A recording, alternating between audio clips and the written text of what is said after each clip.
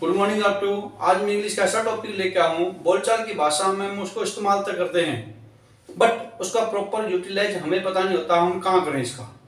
और वाक्य ही इतने कंफ्यूज बना देते हैं कि हमें इसको डिफरेंस करना कि इस वाक्य को कहाँ रखें और अपने पास मुश्किल हो जाता है। हम जब किसी सेंटेंस स्ट्रक्चर को प्रॉपर माइंड के अंदर में एक क्लियरिटी लेके चलेंगे तो ही हमारा वाक्य क्लियर बन पाएगा। अदरवाइज हमारा माइंड कंफ्यूज हो जाएगा इस वाक्य को कैसे बनाएं। जब आप कंफ्यूज हो जाओगे तो आपको ये कैसे डिसाइड करोगे कि इस वाक्य को बोलना कैसा है। आज मैं आपको सेंटेंस स्ट्रक्चर जो बताऊंगा इसलिए वो बहुत इंपॉर्टेंट हो जाता है। आप उसकी कॉन्सेप्ट को समझें और उसको बोलने चाल की भाषा के अंदर में इस्तेमाल कर ले आइए देखते हैं और वाक्यों को क्लियर भी करते हैं। देखिए मेरा सेंटेंस स्ट्रक्चर है, कहता है सब्जेक्ट हैज है प्रश्न में इंफिनिटिव फॉर्म।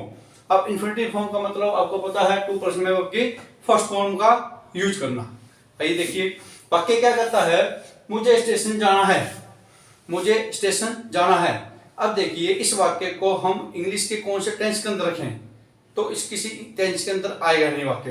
पहली बात तो ये, क्योंकि ये वाक्य क्या कहता है मुझे जाना है और मैंने इंग्लिश का लास्ट जो एक आपके पास टॉपिक डिस्कस किया था उसको हम इस्तेमाल करें तो क्या कहता है मुझे स्टेशन जाना है, I am to go to station.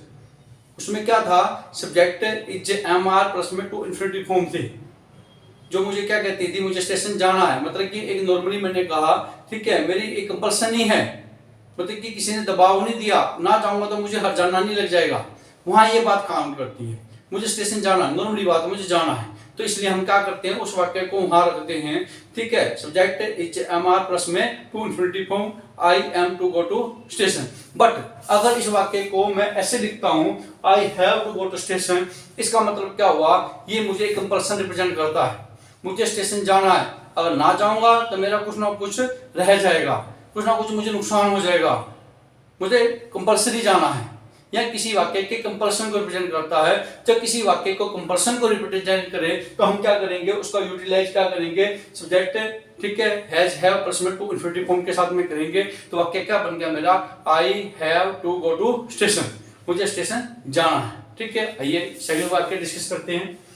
Sita को पाठ याद करना है, Sita has to learn a lesson. तो क्या हुआ कि सीता को कंपल्सन है, ना याद करेगी तो क्या हुआ डांट पड़ जाएगी या कोई फाइन लग सकता है या सुबह उसका टेस्ट है, इसलिए क्या सीता को कंपल्सन है। इसलिए हम क्या करते हैं जब कंपल्सन की बात आएगी तो सब्जेक्ट हैज हैव प्लस में टू इंफिनिटिव का यूज करेंगे। अगली बात देखिए मुझे प्रतिदिन 5 बजे उठना पड़ता है, इसका मतलब क्या हुआ, अब यहाँ खुद बता गया कि मुझे पड़ता है, यहाँ कंपल्सन आ गई पर यहाँ कंपल्सन नहीं दी। यहाँ को खुद देखना मुझे कंपल्सन है कि नहीं है। अगर कंपल्सन नहीं है तो क्या करूंगा subject is am are plus में टू इंफिनिटी का यूज कर दूंगा। अगर कंपल्सन रिप्रेजेंट होती है तो क्या कर दूंगा Sita has to learn a lesson, मतलब क्या वहां कंपल्सन रिप्रेजेंट कर दूंगा। तो क्या हुआ I have to get up early in the morning. ठीक है अगली बात देखिए राम को कपड़े धोने पड़ते हैं, मतलब नहीं धोएगा क्या हो जाएगा उसके कपड़े कौन धोएगा, या अपने पास क्या है कंपल्सन है इसकी। ठीक है तो क्या हुआ Ram has to wash clothes, Ram को कपड़े धोने पड़ते हैं। ठीक है आगे देखिए छात्रों को कमरा साफ करना पड़ता है, students have to clean room, छात्रों को कमरा साफ करना पड़ता है। इसका मतलब क्या हुआ कमरे साफ करने के लिए कोई मायने रखी हुई है और वहां रहना है तो खुद ही कमरा साफ करना पड़ेगा, कंपल्सन है उसकी। ठीक है इसलिए हम कंपल्सन की बात करते हैं। सीता को खाना बनाना पड़ता है, Sita has to cook food, Sita की कोई मायने लगी हुई है इसलिए सीता को खुद खाना बनाना पड़ता है, हॉस्टल में रहती है समथिंग कुछ भी बात है। इसका मतलब क्या हुआ उसकी कंपल्सन है। जब हम कंपल्सन की बात आ जाए जब वाक्य में आ जाएगा तो वाक्य कहाँ रखेंगे, ठीक है सब्जेक्ट हैज हैव प्लस में टू इंफिनिटी के सेंटेंस स्ट्रक्चर के अंदर में फॉलो करें। जब हम सेंटेंस स्ट्रक्चर को हम क्लियरिटी हमारे माइंड में आ जाएगी तो वाक्य को बनाना आसान आ जाएगा, हम उसको बोलना आसान हो जाएगा और हमारे को कॉन्फिडेंस आ जाएगा। तो हमें क्या जाएगा माइंड के अंदर छवि बन जाएगी कि वाक्य इस प्रकार के आएंगे तो हम इस प्रकार के वाक्य बोलना। दिखाता हूँ आपको देखिए अगर मैं टेंसेस की बात करूं टेंसेस में क्या होता है सब्जेक्ट हैज हैव, जब भी हम हैज हैव का प्रयोग करते हैं तो वहां वर्ब की थर्ड फॉर्म का यूटिलाइज करते हैं। जब वर्ब की थर्ड फॉर्म आती है तो इसका मतलब क्या हो जाएगा यहाँ की वर्ब की थर्ड फॉर्म तो कोई है नहीं की। ठीक है क्योंकि हमारे माइंड में ये छवि आती है जब वाक्य कोई काम हो चुका है कंप्लीट हो चुका है तो हम क्या करते हैं उस वाक्य के अंदर में हैज हैव प्लस में वर्ब की थर्ड फॉर्म का यूज करते हैं। यहाँ मेरे पास कोई वर्ब की थर्ड फॉर्म यूटिलाइज नहीं करनी, मुझे क्या करना क्योंकि ये वाक्य क्या है टेंस का है ही नहीं, जब हम इसको इस्तेमाल कर टेंस में रखेंगे, जिसको टेंस को कहता है मुझे टेंस आते हैं पर टेंस में इस्तेमाल करूंगा तो वाक्य बिल्कुल भी बन नहीं पाएगा। ठीक है, इसका वाक्य सेंटेंस स्ट्रक्चर ये है, जब हम किसी भी भाषा को सीखते हैं उसकी ग्रामर, उसका सेंटेंस स्ट्रक्चर सीखना पड़ता है और उसी को फॉलो करना पड़ता है। कोई पूछे जी ये क्यों हुआ, ये कैसे हुआ, हमने आज तक तो पहले पढ़ा नहीं है, इसका मतलब ये नहीं है कि जब आपने चीजें नहीं पढ़ रखी, जो चीजें आपने पढ़ रखी है वो इंग्लिश है, इंग्लिश उससे भी आगे कहीं है। इंग्लिश जितनी आसान है उतनी कंफ्यूज भी है। ठीक है, तो आपको थोड़ी सी प्रैक्टिस करने के साथ में अगर माइंड एक क्लियरिटी के साथ चलते हैं तो इंग्लिश सीखना बहुत आसान रहता है। जो आपका सेंटेंस स्ट्रक्चर बताया है उसको आप फॉलो कीजिए, उसकी प्रैक्टिस कीजिए, तो आप देखते हैं अंग्रेजी के प्रति में आपका रुझान भी बन गया है, इंटरेस्ट भी बन गया है और उसको बोलने के साथ में आपका कॉन्फिडेंस भी आ गया। आइए देखते हैं वाक्य आपको पता 4 प्रकार के होते हैं, एफर्मेटिव, नेगेटिव, इंटरोगेटिव, नेगेटिव। अब वाक्य नेगेटिव बनाते हैं। नेगेटिव वाक्य में क्या जगह सब्जेक्ट, ठीक है, हैज हैव, प्लस में क्या जगह नोट का प्रयोग और कर देंगे, यहाँ से क्या जगह नोट का प्रयोग और कर देंगे। वाक्य मेरे क्या बन गए, नेगेटिव बन गए। अब नेगेटिव वाक्य को बनाना हम कैसे करेंगे, मुझे स्टेशन नहीं जाना पड़ता है या मुझे स्टेशन नहीं जाना है, बात तो दोनों प्रकार से आ गई। तो क्या है, I have not to go to station, मुझे स्टेशन नहीं जाना है। सीता को पाठ याद नहीं करना है, Sita has not to learn lesson, Sita को पाठ याद नहीं करना है। ठीक है, मुझे सवेरे 5 बजे नहीं उठना पड़ता है। ठीक है, तो क्या जगह I have not to get up early in the morning, मुझे सुबह 5 बजे नहीं उठना पड़ता है। ठीक है, बात करता हूँ राम को कपड़े नहीं धोने पड़ते हैं, Ram has not to wash clothes, छात्रों को कमरा साफ नहीं करना पड़ता है, students have not to clean room, या अपने पास सीता को खाना नहीं बनाना पड़ता है, Sita has not to cook the food. ठीक है, इसका मतलब क्या हुआ, हमारे नेगेटिव वाक्य बन गए। अब इंटरोगेटिव के लिए आप लोग जानते हैं, जो अपने पास हैज है उसको क्या लगा देंगे, सब्जेक्ट से पहले लगा देंगे, तो अपने पास के वाक्य क्या बन गए, इंटरोगेटिव वाक्य भी हमारे बन गए तैयार आगे। ठीक है, तो वाक्य क्या बन जाएंगे, यहाँ have I to go to station, क्या मुझे स्टेशन जाना पड़ता है। ठीक है, have I to get up early in the morning, क्या मुझे सुबह 5 बजे उठना पड़ता है।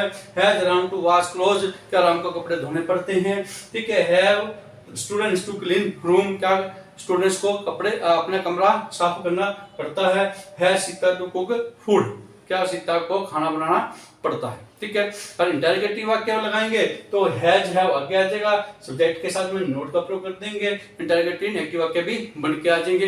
देखिए एक दो वाक्य को फॉलो करते हैं हम लोग, तो क्या आ जाएगा, has Sita not to learn lesson, क्या सीता को पाठ याद नहीं करना है या नहीं करना पड़ता है। ठीक है जी, आपको कंपल्सन जरूर शो होनी चाहिए, जब आपको किसी वाक्य के अंदर कंपल्सन आएगी तो भी इस वाक्य का इस्तेमाल करना है, अदरवाइज इस सेंटेंस स्ट्रक्चर को यूटिलाइज नहीं करना है। ठीक है, तो क्या देगा, has Ram not to wash clothes, क्या राम को कपड़े नहीं धोने पड़ते हैं। ये अपने पास सेंटेंस स्ट्रक्चर, ठीक है, इंटरोगेटिव नेगेटिव वाक्य का आ गया। अब देखिए बात क्या करते हैं, हमारा माइंड क्या है, जब भी हम किसी को वाक्य, देखो क्या होता है कि इतनी पुरानी जंजीरों को तोड़ना बहुत मुश्किल हो जाता है। ठीक है, इसीलिए क्या है, जो हमारी परसेप्शन या मेंटालिटी बनी हुई है पुराने लेवल की कि हमें अंग्रेजी नहीं आनी है तो हमें क्या है, अंग्रेजी नहीं आनी है। तो इसका मतलब क्या है, आप क्या है थोड़ा कॉन्फिडेंस, थोड़ा सा प्रैक्टिस करोगे तो आप देखते हैं कि आपके अंदर में कितना कॉन्फिडेंस आ गया।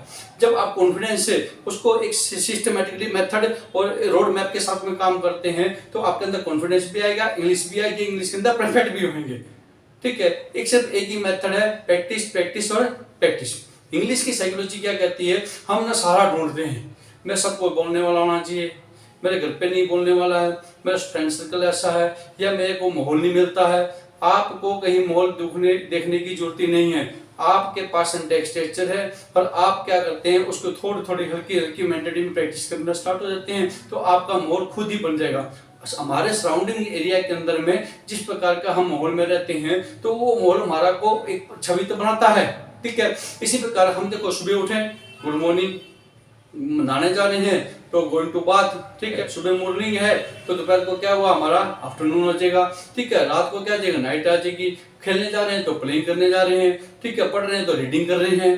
ठीक है, तो इसका मतलब क्या आ जाएगा, जो भी हम काम कर रहे हैं तो उसको अपने पास थोड़ा थोड़ा इंग्लिश के अंदर में बोलना स्टार्ट करें। क्लासरूम में है तो क्या क्या, teacher is coming, teacher is teaching. ठीक है, तो आई एम रीडिंग। तो नेचुरल बात है, छोटे छोटे वाक्य का अगर खुद बोलना स्टार्ट करते हैं, 1 2 स्टेप, तीसरा स्टेप, चौथे स्टेप के साथ में आप देखते हैं आपकी एक आदत सी बन गई है। जब आपकी आदत इंग्लिश के रहने के साथ हो जाएगी तो इंग्लिश आपको एक ऐसे लगेगा ये तो मेरी कॉमन बातें थी और आज मैं इनसे अनजान था। ठीक है आपके अंदर सारी चीजें, हमें कोई नए वर्ड नहीं सीखने, कोई सिंटैक्स अपने पास माइंड पे कोई स्ट्रेस नहीं देना।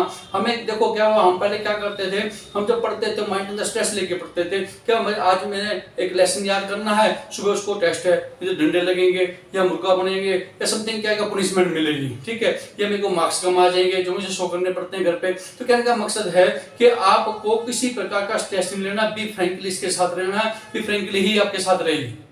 ठीक है कहने का मकसद है कि जब आप इंग्लिश के एक कॉमन वे में लगेगी, एक किस्म के ऐसे मानिए जो आपका दोस्त है गलती करे तो किसको दिख रहा है, दिख नहीं रहा, तो हम स्ट्रेस क्यों माने किसी चीज के लिए। हर बंदा को परफेक्ट नहीं है। और इंग्लिश की सबसे बढ़िया खूबसूरती है आप उसको जैसे मर्जी बोलिए, स्पीड में बोलिए, सिंटैक्स स्ट्रक्चर के साथ में बोलिए, तो आपकी जुबान पे चढ़ जाती है, इजीली चढ़ जाती है। ठीक है तो आप क्या अगर थोड़ा सा प्रैक्टिस कीजिए, आप कॉन्फिडेंस महसूस करेंगे, इंग्लिश आपको आनी स्टार्ट हो गई है तो आपका ये कॉन्फिडेंस आपको किसी स्टेज पे बोलना हो या कहीं अपने पास स्पीच देनी हो तो आपके मुंह से खुद इंग्लिश के वर्ड निकलेंगे, हिंदी के निकलेंगे नहीं, आई प्रॉमिस। तो आप देखते हैं थोड़ी थोड़ी प्रैक्टिस करने से आप परफेक्ट बोल रहे हैं। बस इतना ही आज था। तो अब कुछ प्रैक्टिस कीजिए और अपने पास थोड़े दिन हमारे साथ गुजारिए तो आप देखते हैं कि इंग्लिश के अंदर में अपना कॉन्फिडेंस आ गया है। थैंक यू, मिलते हैं। कोई कमेंट हो तो नीचे लिखिए, चैनल को सब्सक्राइब कीजिए और वीडियो अच्छी लगी हो तो कुछ लाइक कीजिए। Thank you.